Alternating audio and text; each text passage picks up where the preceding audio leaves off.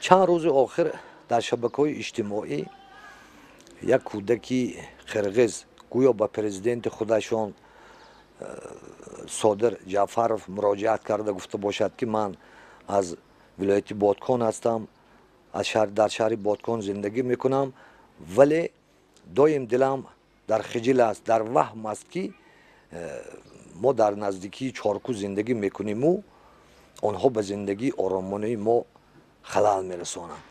این تهمت است، 100% گپی ساخته بافته آنهایی می باشد که همه وقت دست به نزاع و مخالفت انداختن بین دو خلق میزنند و از این ممکن آنها سود برای خود میخواهند. هیچگاه این طور نیست.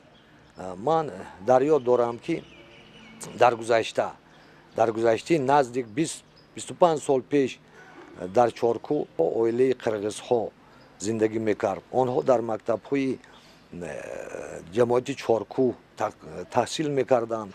در چند سال آخری که مخالفت های ضدیت ها در مرز مثلا بین چارکو و دهه های اوچتپه اقصای سر میزند، اکثرا من شاهدم که جنجال با گناه و با اغوای قرغیزها به وجود می آید.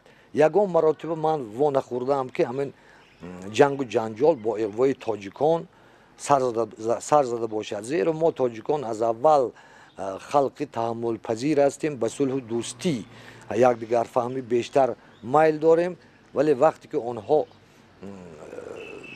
همین روند یکدیگر نافهمی را برپا کرده در مرز زنازنی و جنگ به وجود می آورند، در نتیجه از هر دو طرف بعضی قربانی ها، بعضی زخمی ها، بعضی ویرانی ها به عمل می آید. البته جنگ از صلح